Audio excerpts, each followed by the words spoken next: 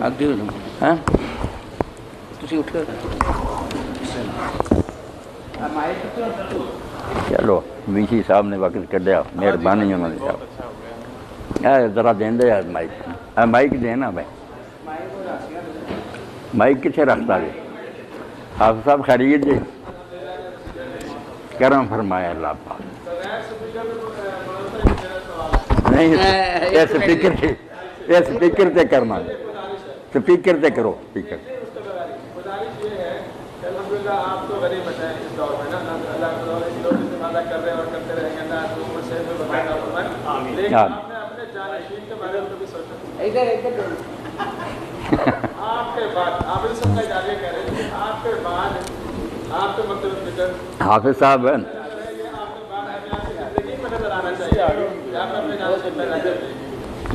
حافظ صاحب کی بات پر مجھے مولانا مودودی رحمۃ اللہ علیہ یاد آئے انہوں نے ایک کتاب جب دکن میں تھے لکھی سراج کا سلجوقی خاندان جو تھا اس پر تاریخ کی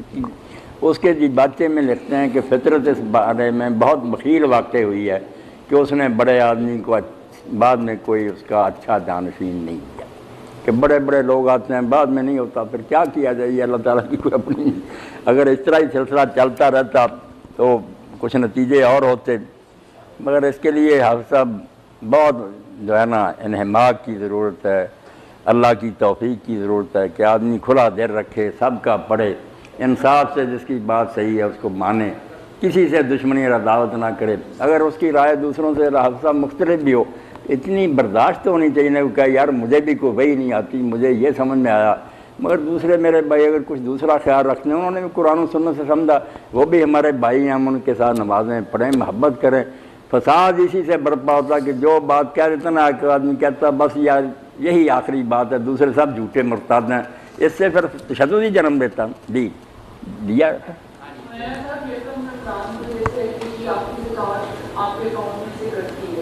ہم لوگ موسٹلی کیا کرتے ہیں کہ سی ڈی آر یا پیمنٹ آرڈر بنوا لیتے ہیں کہ ہماری زکات نہ کٹے تو کیا ایسا ہونا چاہیے کہ نہیں یا مطلب موسٹلی لوگوں کا خیال ہوتا ہے کہ ہم اس میں سے جو ہے وہ جتنی ہماری زکات بنے گی ہم کو پرسنلی پے کرنا چاہتے ہیں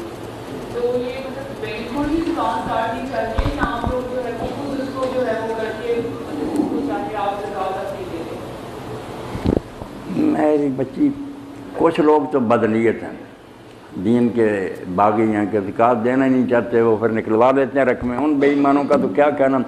باقی کچھ جو ہے ان کی نیتیں نیک بھی ہوتے ہیں کہ پتہ نہیں مستحق جو ہیں ہمارے ان تک پہنچے ہیں ان کے رشتہ داروں میں قریبیوں میں کئی خوددار لوگ ہوتے ہیں جن کو یہ جانتے ہیں اب حکومت کو کیا اطلاع دیتے پھر اس نیت سے اگر کوئی نکلوا لیتا کہ میں اپنی زکات خود مستحقوں تک پہنچاؤں گا تو یہ نیک نیت ہے بہت اچھا مقصد ہے اس کو تو برا نہیں کہہ سکتے اب زکوٰۃ سے بچنے کے لیے اگر کوئی یہ شرارت کرتا ہے وہ مجرم ہے اور نیک نیتی سے صحیح مستحقین تک پہنچانا چاہتا ہے کہ جن کو میں جانتا ہوں ان کو رازداری سے پہنچاؤں پھر نیک کام اور نا اصل میں ایک اور بھی خرابی ہے کہ ایک فرض کریں ایک مہینہ پہلے ایک بندے کے اکاؤنٹ پہ رقم آتی ہے بینک والے نے یہ نہیں دیکھنا کہ ایک سال اس پہ نہیں ہوا اس نے تو کاٹ لینی یکم رمضان کو اس کو یہ نہیں کہ جی یہ جو اس کا 50,000 روپیہ آیا ہے یہ تو ایک مہینہ پہلے آیا ہے یہ تو دین کے بالکل خلاف ہے صدیقی صاحب دن کا پتہ کہ یہ کھاتا ابھی کھلا ہے سال نہیں گزرا ان کی زکوٰۃ کیوں کاٹتے حوالان حول تو شرط ہے کہ زکوٰۃ جو ہے نا سال تو گزرے اس کو صاحب نصاب السلام علیکم سر وعلیکم سر آپ نے ابھی کہا کہ قبر سے مراد ہے گھڑا لیے جو ہم بناتے ہیں اور ڈیڈ باڈی کو اس پہ جو ہے لے کر دیتے ہیں لیکن نبی پاک صلی اللہ علیہ وسلم کا فرمان ہے کہ اگر آپ اس قبر پہ کوئی ٹہنی رکھ دیتے ہو اور اس قبر والے کو عذاب ہو رہا ہے تو اس ٹہنی کی وجہ سے اگر وہ بالکل ہری ہے تو اس عذاب جو ہے وہ کم ہو جاتا ہے تو اس کے بارے میں سر آپ کیا کہیے کہ قبر سے مراد واقعی یہ گڑھا نہیں ہے کوئی اور کوئی چیز ہے جس کا ہمیں بالکل پتہ نہیں ہے نہیں بیٹا آپ نے جو بات کہی نا وہ میری بات کے خلاف نہیں ہمارے لیے تو نشانی یہی ہے نا کہ اگر ہم چاہتے ہیں دعا کرنا یا زیارت کرنا ہمارے سامنے تو اس کا یہی نشان ہے ہم وہاں ہی جائیں گے مگر یہ نہیں اس میں آتا کہ یہیں عذاب ہو رہا ہے یہیں تکلیف ہو رہی ہے اس میں نہیں بات آتی وہ آپ نے جو دیکھا کہ 2 قبروں والے ہیں ان کو عذاب ہو رہا کہاں ہو رہا یہ اللہ جانتا ہے اس کا رسول مگر آپ نے پھر کھجور کی ٹہنی منگوائی 2 حصے کی ایک ادھر رکھ دی ایک ادھر اب بہت سے لوگوں نے یہ بھی نکال لیا کہ پھول تازہ پھینکنے چاہیے، چھڑیاں رکھتے ہیں تازہ، یہ غلط بات ہے، یہ کوئی اثر نہیں ان سے ہوتا۔ وہ تو اللہ کے رسول نے بیٹا شفاعت کی تھی، دعا فرمائی تھی، ساتھ صاف لفظ ہے، فرمایا میری دعا کی برکت سے شاید جب تک یہ ٹہنیاں خشک نہ ہوں اس وقت تک اللہ ان کے عذاب میں تخفیف کر دے۔ ٹہنیوں کا اثر نہیں، ٹہنیاں ایک حد مقرر کی تھی کہ ہمیشہ تو عذاب ہٹ نہیں سکتا، جب تک یہ خشک نہیں ہوتی شاید اللہ تعالیٰ میری دعا کی برکت سے اس وقت تک کچھ کمی کر لی، ورنہ ہم کیا اور ہماری ٹہنیاں کیا، وہ تو اللہ کے رسول علیہ السلام کی دعا تھی۔ اس میں یہ نہیں آتا کہ یہاں ہو رہا ہے، جو دفن ہوئے تھے وہاں ان کو ہو رہا، کہاں ہو رہا اللہ جانتا۔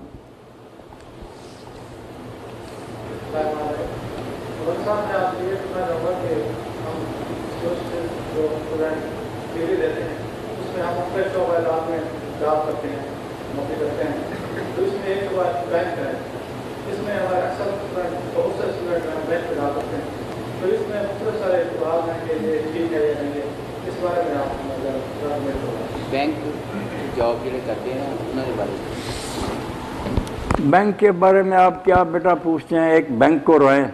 جتنے سارے شعبے ہیں سب فاسد ہیں، خراب ہیں، کہیں چلے جائیں۔ اب ہم خطابت اور امامت کریں، وہ کون سے حلال شعبے، وہاں بھی غلط کام ہو رہا، تنخواہیں ہمیں جو دیتے ہیں بڑے لوگ وہ ساری ان کی سودی کاروبار ہے، تو یہ پھر سارے دھندے جو ہیں ان سے جان ہی چھڑانی پڑے گی۔ اور یہ بھی بات ہے کہ خطابت جو ہے آپ یقین جانیں جو صحیح اسلامی نظام تھا وہاں تو حضور نے فرمایا کہ یا امیر خطبہ دے یا مامور دے، تیسرا مختار ہے، ایک علم کی نمائش کرنے کے لیے ہم کھڑے ہو جاتے ہیں، فرمایا یہ منصب تو یا خلیفہ وقت کا ہے یا اس کے نائب کا۔ جب یہ حکمران دین کو چھوڑ گئے تو پھر ہم نے گزارے کے طور پر یہ سسٹم چلا لیا، چلو بچ گیا کچھ نہ کچھ دین، ورنہ اصل میں یاری شکل تو یہ ہے کہ صدر مملکت خود خطبہ دے رہا ہو اور اس کے ماتحت جو عامل ہیں وہ علاقوں میں، یہ صحیح اسلامی نظام تھا اور یہ ان کے صدارت کے عہدے کی نشانی تھی کہ حج پر آتا، امیر حج وہ خود ہوتا تھا، کون نابینا عالم خطبے دیتا تھا۔ یہ تو دین کی مٹی بلید کرنے والی بات ہے کہ فہد اور بیٹھے ہیں گھر میں اور ایک عالم کو کھڑا ہوا جن کی آنکھیں بھی نہیں کھلی، وہ خود آتا تھا، مجمع کا سامنا کرتا تھا، لوگوں کے سامنے گورنر بلاتا تھا علاقوں کے، کہتا ہے یہ عرفات ہے، یہ حاضر ہے، جس کو شکایت ہے مجمع عام میں میرے سامنے لائے، میں اس کا ایکشن ہوں۔ اب وہ معیاری نظام تو گم کر بیٹھے اور اس کا صبر تک نہیں باقی رہا۔ دین میں یہ باتیں روزے رکھوا فلاں، بھائی فکر تو اس کی کرو، اگر وہ بحال ہو جائے، حکمران خلیفہ المسلمین صحیح آ جائے، اس کے نائب آ جائیں، نمازیں بھی صحیح ادا ہو جائیں گی، زکوٰۃ ادا، کہیں کوئی برائی نہیں رہی۔ اب وہ ہمیں اتنا دور کر دیا، جدا و دین سیاست سے تو رہ جاتی ہے چنگیز۔ اب یہ کرپشن ہی ہونی چاہیے، اب اس کا تذکرہ بھی جرم ہو گیا، حکومت بھی نہیں کرنے دیتی اور علماء بھی کہتے ہیں چھوڑو جی حکومت کی باتیں، کیا اللہ والے بننا چاہیے۔ وہ اللہ والا کون سا راستہ ہے اس سے ہٹ کر؟ اللہ والے تو ہیں ہی وہ جو حکومت پر قبضہ کریں، صحیح اسلامی نظام وہاں چلائیں۔ تو یہ بینک وغیرہ جو نا جب تک نہیں کوئی اس کا بدل نکلتا نا اور صحیح نظام نہیں آتا، مجبوری کے تحت سارے کام جو نا کرتے رہیں، دیانتداری سے کریں، اپنی ڈیوٹی پوری دیں، اللہ سے معافی مانگتے رہیں، زکوٰۃ صدقے دیں، توبہ ساتھ کرتے رہیں، ہم بھی کریں، آپ لوگ شاید ہمارے جرم یہ معاف ہو جائے۔ یہ عبوری دور ہے، اس میں کیا اسلام پر پورا ہم عمل کر سکیں۔ اب کئی لوگ یہ پوچھتے ہیں جو بیمہ ہے اس کے بارے میں، آپ دیکھیں نا بیمہ اگر نہیں کوئی شخص اس کے زمانہ میں کرے کیا بنے گا؟ پھر ساری عمر کی کمائی وہ گاڑی لے کر نکلتا، کھڑے ہیں لوگ، جان بھی لے لیتے ہیں، گاڑی بھی لے جاتے ہیں۔ اس لیے بڑے بڑے نیک علماء نے سوچ کر کے یار ٹھیک ہے کہ وہ اعلیٰ معیاری نظام تو ہے، اس میں تو یہ باتیں نہیں، اس میں تو سارا ملک انشورڈ ہوتا، کسی کو فکر نہیں ہوتی انشورنس کی، جو زکوٰۃ دے سکتے ہیں وہ زکوٰۃ دیں، دوسرے جو ہیں وہ غریب ہوں گے، حکومت ان کی ذمہ دار ہے، وہاں کسی کو فکر نہیں ہوتی کہ کل کیا بنے گا۔ یہ جو ہے کہ کوئی نہیں خبر گیر ہے، یہاں لوگ پھر اپنا کو بچاؤ کرتے ہیں کہ کل کی فکر کرو۔ اس لیے مولانا تقی امینی صاحب نے جو کتاب لکھی ہے اس میں سارے مسلمان ممالک علماء کے انہوں نے کہا خامیاں ضرور ہیں مگر اس دور میں انشورنس کے بغیر چارہ نہیں، بالکل جائز ہے، لوگوں کو کرانی چاہیے، اپنی دولت اور جان کی حفاظت کریں۔ تو یہ ساری خرابی اس لیے ہوئی کہ خلافت کا نظام نہیں رہا، حکمران غلط آ گئے، نتیجے میں سارا دین اپسٹ ہو کے رہ گیا۔ اب کس پروزے کو روئیں گے؟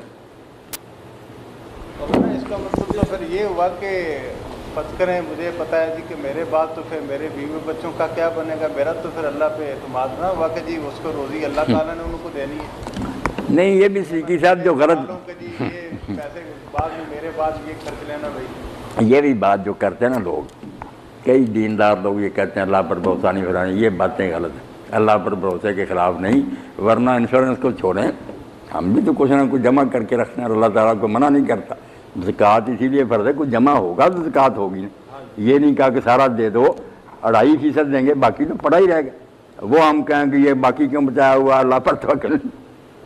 اللہ پر توکل ہے کہ دین کے خلاف کام کر کے سمجھے آدمی کہ روزی صرف اس طرح مل سکتی ہے، وہ پھر اللہ پر بھروسہ نہیں کہ اس کے طریقوں پر چلے، ملنی نہیں، شیطان نے حکومت پر قبضہ کر لیا، وہ کفر ہے۔ اگر اللہ کے بتائے ہوئے طریقوں پر ہی محنت کریں، دولت اکٹھی کریں، خود بھی خرچ کریں اور بچوں کے لیے بھی چھوڑیں، کیا دین کو اعتراض؟ یہاں توکل کا وہ بھی معنی یاد رکھیں نا، جو آدمی آیا، آپ نے پوچھا کہاں سے آیا، اس نے کہا فلاں جگہ، دور سے آیا، کہ کیسے آیا، اس نے کہا اونٹنی پر، اونٹنی کہاں، اس نے کہا اللہ کے بھروسہ پر جنگل میں چھوڑ آیا، آپ نے فرمایا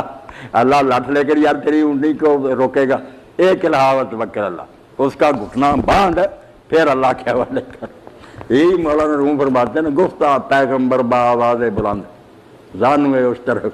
بابا، پہلے توکل کرنا، جو کر سکتا ہے نا کام وہ کر۔ یہ تو صدیق صاحب ایسے ہوا کہ جو چیزیں پہلے اللہ دے چکا، میں ہاتھ ہلاؤں، منہ سے چباؤں، میں یہ منہ نہ کھولوں، ہاتھ سے رکمہ نہ اٹھاؤں، اللہ کو خواہ زد کرنے والی بات ہے، اور اس کے خلاف جنگ ہے کہ جو چیزیں مجھے دے دی ہیں وہ تو برتوں نا، اس سے آگے جب مرحلہ آئے گا میں بے بس ہو جاؤں گا، پھر اللہ تیرے حوالے۔ مولانا ایک سوال ہے، شاید آپ سے کریں کوئی بات، ایک آدمی ہے جو روزہ نہیں رکھ سکتا، بیمار ہے، روزہ نہیں، اب اس نے دوسرے آدمی کو روزہ رکھوانا ہے، تو کتنی اس کی خدمت کرے، اس کا وہ کرے؟ اس بارے میں ایک بات تو یہ ہے کہ جو ہے نا دوسرے کو روزہ رکھوانا، یہ بات بھی ہم میں غلط چل پڑی ہے، روزہ نہیں رکھوانا، بے شک وہ دوسرا بھی اسی طرح کا بیمار ہو یا کوئی غریب آدمی ہو، کوئی روزہ وہ بھی نہیں رکھ سکتا، ہمیں یہ فکر نہیں کرنی چاہیے کہ روزے والا ڈھونڈے، مسکین ڈھونڈنا چاہیے کہ وہ ہو مسکین، بس وہ روزہ رکھ سکتا ہے یا نہیں رکھتا، حقدار ہو صدقے کا اس کو دے، روزے کی ہمیں نہیں فکر ہونی چاہیے کہ وہ روزے والا ہی ڈھونڈے، روزے والے تو ہو سکتا ہے ہٹے کٹے ہی ہوتا رہے، ایک مسکین غریب اگر ہے اس کو دیں، باقی وہ ہے نا فدیۃ الطعام مسکین، ایک مسکین کا کھانا، اس کا عام اندازہ تو وہی ہے جو صدقہ فطر ہے، عید والے دن جتنا دیتے ہیں اس سے حساب سے دے دے، باقی جو جائز بات ہے دین کی روح کے مطابق وہ کہتے ہیں صدقہ فطر سے، اب کیا وہ کھانا کھا سکتا،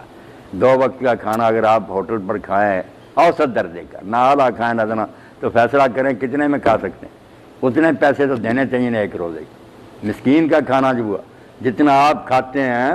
درمیانے در وہ حساب کریں۔ 60 روپے کا بنتا کام، بہت معمولی تھا، 50 روپے پر نہیں، بھر دے تو نہیں، 100 ہو گیا نا روز کا۔ سے میرے اس میں یہ سوال یہ ہے کہ جب ہم روزہ کسی کو کہتے ہیں کہ رکھوانا ہے، جیسے ہمارے بہت سا کنسپٹ چلا ہوا ہے، جن دن بات ہے بیمار ہیں،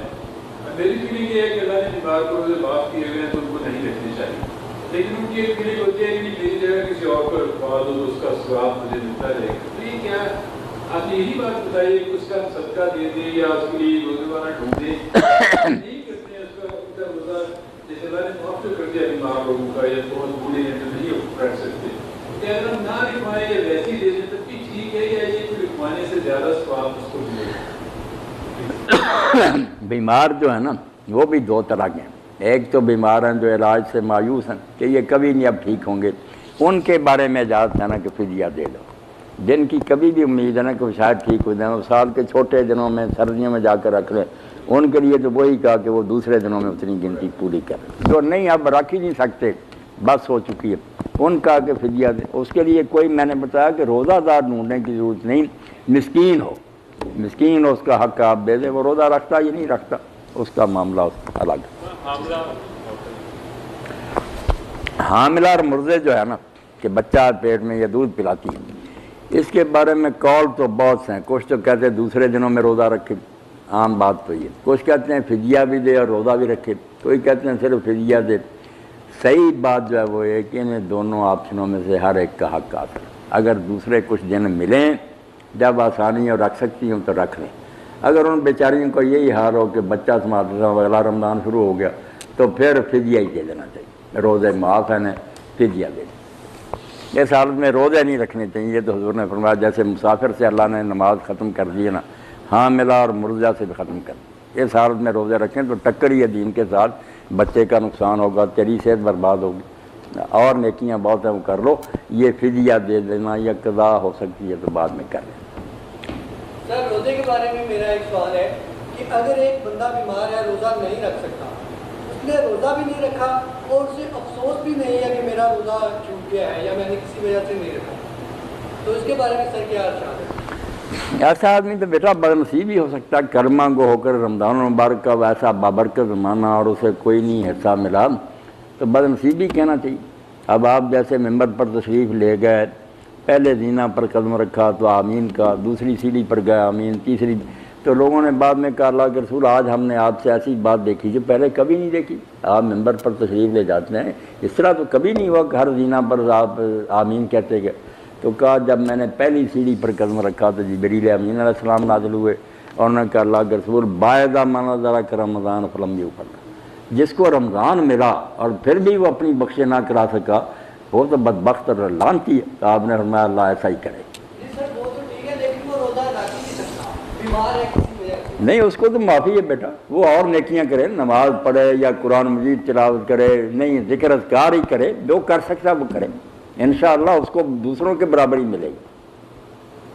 ہو سکتا ہے اور روزہ داروں سے بھی ثواب میں بڑھ جائے، نیت چاہیے۔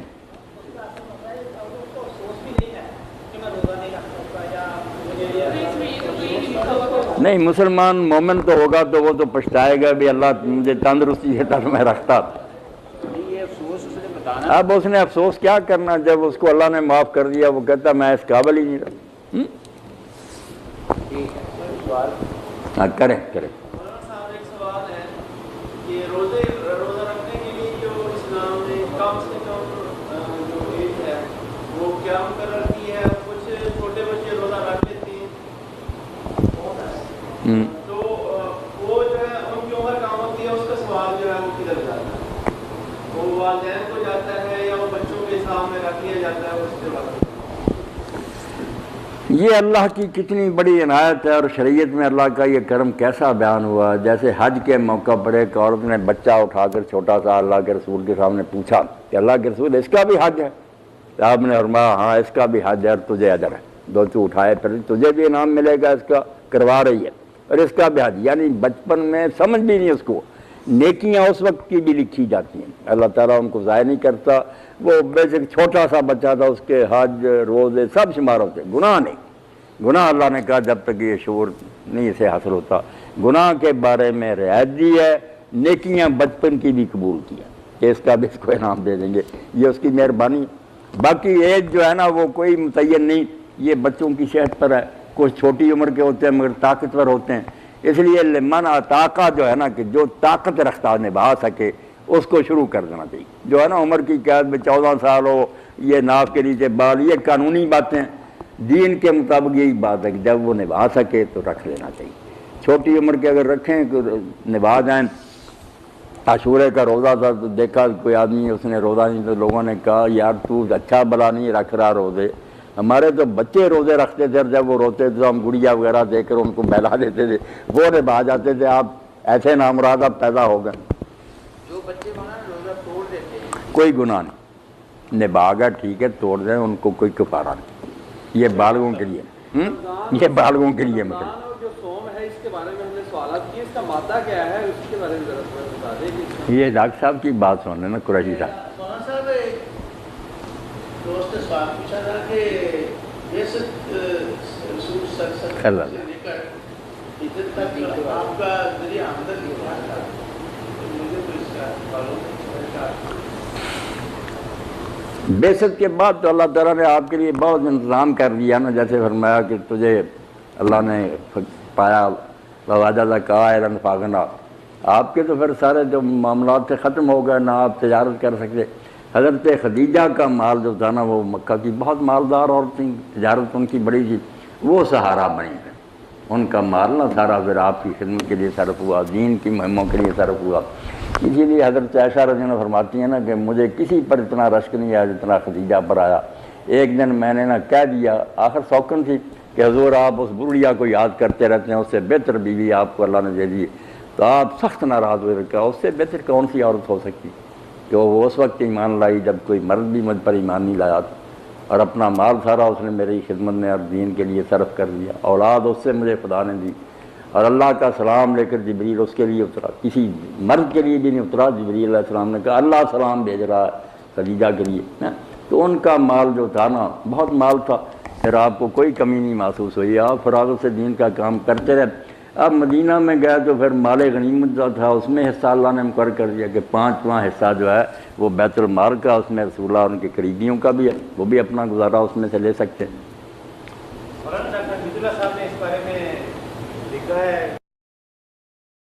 تعالیٰ مغفرت فرمائے، کام انہوں نے بڑا کیا، فرانس میں بیٹھ کر دین کی بڑی خدمت کی، مگر مواد ان کا بھی جب خطبات باولپور وغیرہ دیکھتے ہیں نا تو بس رونا ہی آتا ہے کہ دین کے بارے میں لوگ احتیاط نہیں کرتے، جیسے طارق میرزا کی بات ہی ہے، جو آتا ہے نا رتب و یابس۔ اور ڈاکٹر صاحب نے اس میں تو بہت سی ایسی باتیں بھی لکھ دی ہیں جو کفار کو بڑا فائدہ دے سکتی ہیں، کوئی خیال نہیں کیا کہ یہ تو دشمنان دین ہتھیار بنا دیں گے، رسول اللہ کی زندگی پر اعتراضات ہے، جو تاریخ کی کتابیں تھیں نا ان کو بس سمو دیا،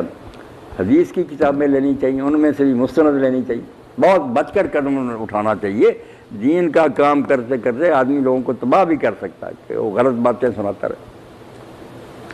اور نا یہ کئی لوگوں کے ذہن میں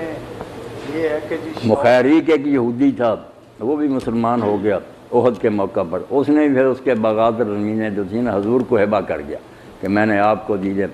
وہ بھی زمینیں آپ کے قبضہ میں تھیں۔ جب حضور علیہ السلام کی وفات کے بعد وہ زمینوں کا قضیہ اٹھا نا، حضرت فاطمہ رضی اللہ نے اور حضرت عباس نے، چچے نے، سب نے مطالبہ کیا کہ ہمیں حصہ دیا جائے، وہ مشہور تو فدق ہی ہو گیا نا، ایک تو لوگ باغ فدق کیا دیتے ہیں، لفظ نہیں صحیح بولتے، نہ باغ ہے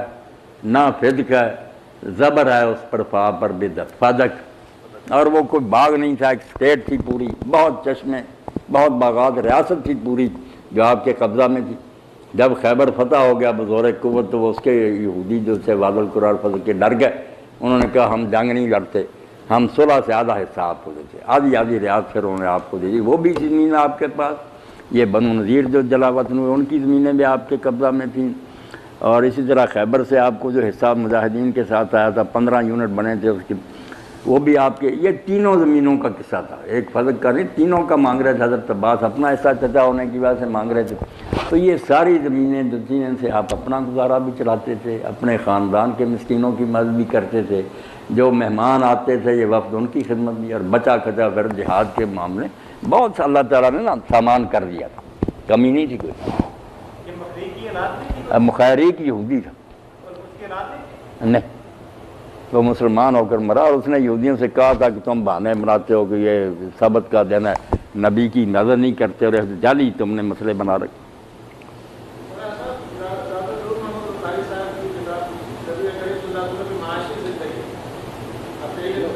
نہیں میں نے نہیں پڑھی، وہ بھی ڈاکٹر صاحب حاصل کریں نا سر، پڑھیں اس کو بھی، ہاں بہت اچھی بات ہے، مختلف پہلوؤں پر لوگ لکھ رہے ہیں، دیکھیں گے اس میں بھی انہوں نے کیا لکھا۔ کچھ لوگ جو ہے روایتیں پرکھنی چاہیے، یہ اندھا دھندہ نہیں بیان کرنی چاہیے جی۔ کچھ لوگ جو ہے نا وہ لوگوں کو دین کی ترغیب دینے کے لیے، جیسے آپ فرما رہے تھے موضوع حدیثیں بھی سنا دیں ثواب، تو مطلب ہے کہ فرض کریں ایک بندہ کہتا ہے جی آپ اتنی دفعہ یہ جو ہے نا وظیفہ کر لیا کریں، اب اس کا خاص ثبوت نہ ہو یا کچھ بھی، تو وہ کہتے ہیں جی یا یہ کہ کچھ عالم دین ایسے ہیں جو جن کے بارے میں کہا جاتا ہے کہ جی وہ ہمیشہ جنت کی باتیں کرتے ہیں، انہوں نے کبھی دوزخ کی باتیں نہیں کی جی وہ بڑے، تو وہ ان سے پوچھا گیا کہ آپ یہ کیوں کرتے ہیں، تو وہ کہتے ہیں جی اس لیے کہ لوگوں کو جنت کا شوق پیدا ہو، اس لیے وہ بڑے بڑے اس کے لیے بھی ایسے ایسے اجر بتا دیتے ہیں چھوٹے چھوٹے عملوں کے بھی، کہ لوگ کہتے ہیں مثلا یہ حدیث جو ابھی پچھلے دنوں ٹی وی پہ بھی مولانا آئی تھی، سنائے نا، ایک آدمی کے 99 دفتر ہوں گے بدیوں کے، تو جب وہ اس کا کھولا جائے گا تو اللہ تعالیٰ فرمائیں گے بھئی ایک جو ہے نا میرے پاس ہماری نیکی بھی ہمارے پاس پڑی ہوئی ہے، وہ ذرا آپ تمہیں دیتے ہیں۔ اس نے کہا اللہ میاں مجھے کیا دے گا، 99 دفتر میرے بھرے ہوئے پڑے ہیں، اب تو اللہ تعالیٰ کہیں گے کہ یہ جو ہے نا اشہد ان لا الہ الا اللہ وحدہ لا شریک لہ واشہد ان محمد صلی اللہ علیہ وسلم، یہ تم نے پڑھا ہے کلمہ، یہ ہمارے پاس پڑھا ہے، یہ لے جا اور یہ دوسرے جو ہے نا ترازو کے پلڑے میں اس کو رکھتے ہیں. وہ کہے گا اللہ یہ کلمہ ہے، اس کو میں رکھ کے بھی کیا کروں گا، دیکھ کتنا بات لگا ہوا ہے. تو اللہ فرمائیں کہ نہیں جا تو صحیح رکھ تو صحیح، تو وہ رکھا جائے گا، تو وہ جو ہے نا اللہ جھک جائے گا. جائے گا. تو یہ تو اس کا مطلب ہے یہ کلمہ جو سارے لوگ جو سب مسلمان پڑھ رہے ہیں، بس قصہ ختم. دفتروں والا وہ بھی یہ حدیث ہے یا نہیں ہے، قصہ ختم. یہ ٹی وی پہ ایک عالم صاحب نے بتائی کہ 99 دفتروں والا بھی بخشا جائے گا. تو اللہ کی رحمت تو بڑی وسیع ہے، بڑی وسیع ہے، اللہ کا عذاب بھی بڑھا سکتا ہے. یہ صدیقی صاحب جو بات ہے نا آپ نے کہی کہ ذکر اذکار ہیں، اس کے لیے واقعی کوئی حدیث کا حوالہ دینے کی ضرورت نہیں. یہ بھی جو سختی کرتے ہیں نا کہ نہیں حدیث ہی ہونی چاہیے، نہیں، دین کی روح کے مطابق ہوں، توحید پر مبنی ہوں، استغفار ہو، توبہ اور نیکی کی باتیں. وہ کسی نیک بندے نے بھی کہی نا، یہ نہ کہیں کہ حضور نے فرمایا یہ نا بوجھ اپنے اوپر لے، ویسے کہیں کہ یہ ذکر اچھا کر لیا کرو. میں بھی بہت بتاتا ہوں دعائیں سے، اس کے لیے کوئی خاص حوالہ نہیں چاہیے، بس وہ دین کے خلاف نہ ہو، شرک اور گمراہی اس میں نہ ہو. صحابہ کرام نے نیک لوگوں نے بعد میں بہت ذکر کیا ایسے جو بہت اعلیٰ ترین ہے، کوئی حرج نہیں. ایک دعا تو ان دنوں میں نے کل بھی عرض کی، وہ یاد کرنی چاہیے نا، اگر نہیں تو مفہوم اس کا ضرور ہر بندہ دہرائے. اللہم توب علیہ حتی تو، اللہ تو نظر کرم فرما تاکہ میں گناہوں سے تائب ہو جاؤں. واسمنی حتی لا ادھر، پھر مجھے بچا کر رکھ کہ دوبارہ نہ میں کروں. پہلے کرم فرما کہ میں توبہ کروں، اور بعد میں پھر یہ کرم فرما کہ مجھے میری حفاظت کرنا کہ میں دوبارہ نہ پھر واپس لوٹ جاؤں، پھر گناہوں سے رکائے. کتنی چھوٹی سی بات. اللہم توب علیہ حتی توب واسمنی حتی لا آؤ. اسی طرح ایک اور پیاری دعا کہ ایسے کہہ دے آدمی، یا من یقبل الکثیر و یعفو عن الکثیر، اے وہ اللہ جو معمولی سی نیکی کو قبول کر لیتا اور اس کا بہت اجر لیتا، اور بڑے بڑے گناہ جو ہم سے درگزر فرماتا، اقبل من الکثیر، مجھ سے بھی یہ حقیر سی نیکی قبول فرما، واعف عن الکثیر، اور بہت سے جو میرے جرم میں درگزر فرما. تو دعاؤں کے لیے کوئی نہیں پابندی کہ وہ قرآن حدیث میں لکھی ہو، قرآن حدیث کے خلاف نہ ہو، شرک گمراہی نہ ہو. دوسری بات جو ہے نا وہ بیان کرنے میں صدیقی صاحب ظلم کر جاتے ہیں کہ ایک شخص جو ہے اس کے 99 دفتر ہیں، کافر ہے، مشرک ہے، بے دین ہے، اب اس نے کلمہ پڑھا اور کلمہ پڑھتے ہی مر گیا، وہ سارے ختم ہو جائیں گے، کہ کلمہ بھاری ہو جائے گا. اس کا نمونہ دیکھیں کہ حضرت ابو ہریرہ رضی اللہ عنہ کہتے تھے، لوگوں سے پوچھتے تھے کہ وہ آدمی بتاؤ جس نے اللہ کے سامنے ایک سجدہ نہیں کیا اور جنت میں چلا گیا. یہ ہے خوش قسمتی کی بات. وہ اسیرم تھا، یہودی تھا، بنو عبدالاشر سے تھا. جب رسول کریم علیہ السلام جنگ احد کے لیے تشریف لے گئے تو وہ آیا اپنے محلے میں، دیکھا باقی لوگ اسلام لے آئے تھے، یہ اسی حیث بحث میں تھا کہ اسلام لاؤں یا نہ لاؤں، سوچ بچار میں تھا. اس نے عورتوں سے پوچھا کہ وہ مرد کہاں گئے؟ انہوں نے کہا وہ تو رسول اللہ کی مدد کے لیے چلے گا، کلمہ پڑھ لیا. تو اس نے اپنے دل میں فیصلہ کیا کہ کب تک میں اس بات میں پھنسا رہوں گا. یار فیصلہ کرنا چاہیے. نہ نبی علیہ السلام سے ملا، نہ قبیلے کے کسی آدمی سے ملا، جا کر جہاد میں شریک ہو گیا اور شہید ہو گیا. بعد میں جب لاش دیکھی گئی تو پوچھا گیا، کچھ جان باقی تھی، قبیلے کے لوگوں نے پوچھا، رمق تھی کہ تو سیرم یہاں کہاں؟ اس نے کہا یار میں کلمہ پڑھ گیا تھا اور میں نے حضور کی مدد کے لیے یہاں آ گیا، جان دے دی. تو وہاں پھر کہا گیا کہ اس نے ایک سجدہ نہیں کیا، نماز کا وقت ہی نہیں آیا، جنت میں چلا گیا.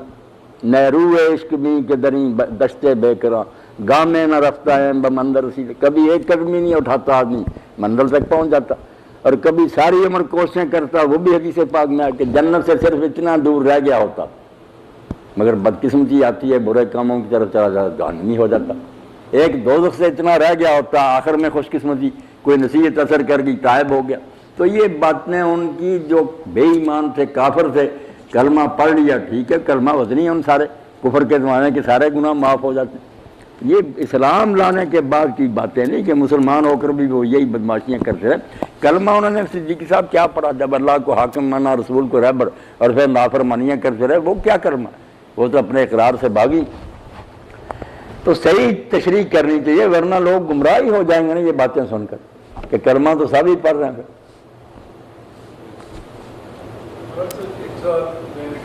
کر لیں نہیں کوئی بات نہیں. اللہ رمضان المبارک مبارک کرے، توفیق دے، تندرستی، بڑی خوشی ہوئی ہے۔ جیسے ہم لوگ بھی یہاں جاب کرتے ہیں یونیورسٹی میں، اور بھی بہت سارے لوگ کرتے ہیں، تو زیادہ بدی دین کا علم میں بہت سچی سا علم ہے، کیونکہ زیادہ ہم نہیں پڑھ سکے کسی وجہ سے، اور کوئی بات نہیں، الگ الگ شعبے جو ہیں اس میں یہ ہوتا ہے کہ جیسے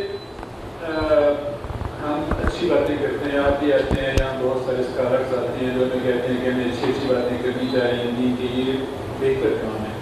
ٹھیک ہے، بالکل صحیح بات ہے۔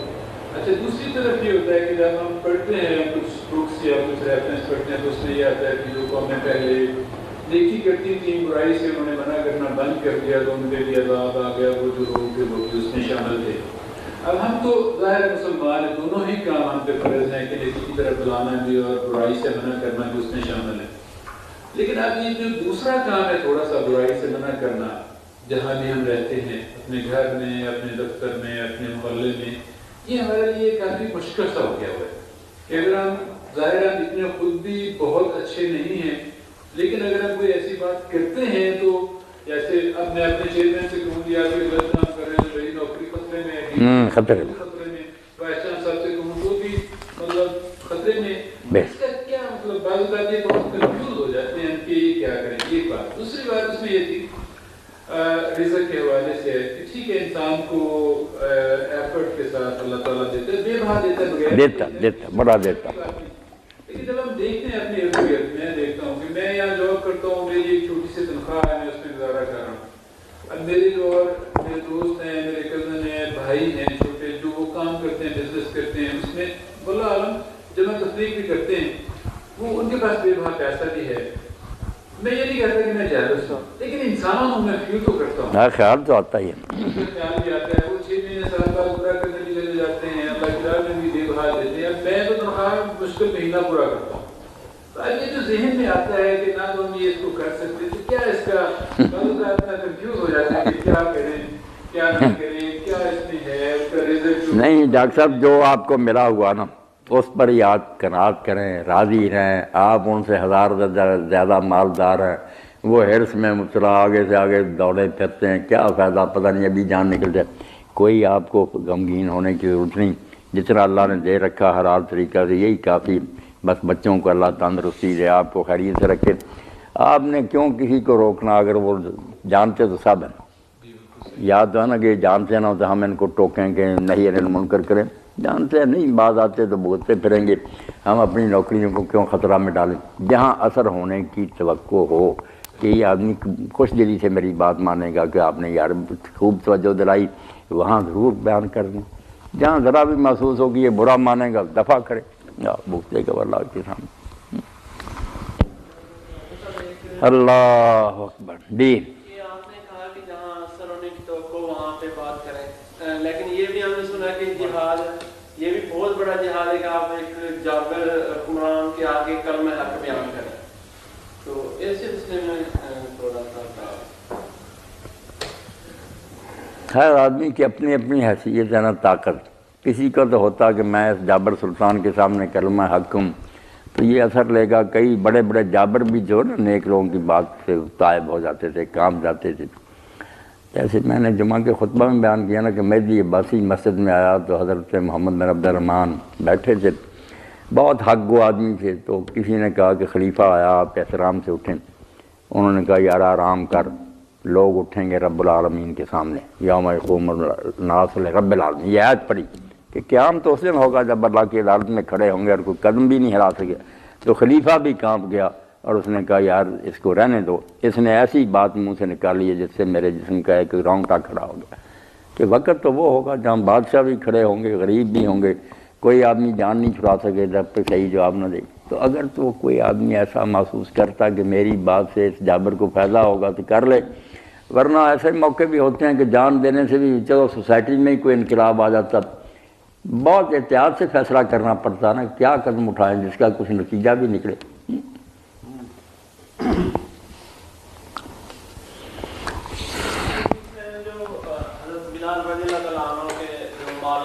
غلاموں میں جب تھے تو وہ تو بہت ظلم کرتا تھا لیکن انہیں حق نہیں چھوڑا، حالانکہ ان کی جان کو بھی خطرہ تھا اور ان کے ظلم دیکھنے تو یہ سزا ہوتا ہے کہ ان کی جان جا بھی سکتی تھی، لیکن انہیں پھر بھی کلمہ حق نہیں چھوڑا. نہیں، یہ بھی آپ کے سامنے کہ انہوں نے یہ عظیمت اور جوان مرضی کا کام کیا، اعلیٰ درجہ. مگر دوسری طرف یہ بھی ہے نا کہ سورہ نحل میں اللہ نے خود اتار دیا الا من اکرہ وقلبہ مطمئن بالایمان، کہ اگر آدمی کا دل ایمان پر مطمئن ہے مگر اس کو بے بس کر دیا گیا اذیتیں دے کر تو اس نے کلمہ کفر کہہ دیا تو میں اس کو کوئی سزا نہیں دوں گی. یہ اللہ نے خود رعایت اتار دی. اور اس پر حضرت عمار بن یاسر نے عمل بھی کیا. جب ان کی والدہ شہید ہو گئی، والد کو قتل کر دیا، اب ان کی باری آئی، انہوں نے کہا کہ ہلاؤ جو کوئی، حالانکہ اتنا چوٹی کا آدمی ہے، انہوں نے بتوں کی تعریف کرائی، رسول اللہ کو برا بلا کہلایا، حضور کے پاس آئے روتے تھے اور کہا یا رسول اللہ مجھ سے تو یہ کام ہوا. تو آپ نے فرمایا کیف تجد قلبک، تیرے دل کا کیا حال تھا؟ انہوں نے کہا دل تو ایمان پر مطمئن تھا اس وقت بھی، اب بھی. کیا کرتا، ماری ایسی پڑی. تو آپ نے فرمایا نا آدھو قول، اگر وہ ایسا کریں تو برا تو بھی ایسا کر لینا. کمزوروں کے لیے بھی بیٹا راستہ نکالا گیا نا، سارے بلال نہیں نہ بن سکتے، یا ایک سپاہی آ جائے ہم ان کے سامنے نہیں کھڑے ہو سکتے. جابر سلطان تو بڑی بات ہے، بلال بننا اونچا درجہ. باقی وہ حضور نے سنا کہ اس کے قدموں کی آٹ آپ کے آگے آگے دی، وہ بھی بات ہے. مگر عمار والا راستہ بھی کھل گیا. کمزور ہے تو جان چھڑا لے، کیا کرنا، دل کو ٹھکانے رکھی. صدیقی صاحب اللہ اجر دے تمہیں. چلو تسی بلا لیں جی، میرے کھاتے جی کوئی نیکی لکھی جاتی ہے تو انہوں اللہ اجر دے. وی سی صاحب بھی اچھا کیتا، چلو اپنے وعدے کے مطابق ہے، اللہ انہوں نے خوش رکھے. دل اللہ تعالیٰ بدل دے انہوں کا بھی ساڈا سارا کا. اللہم مقلب القلوب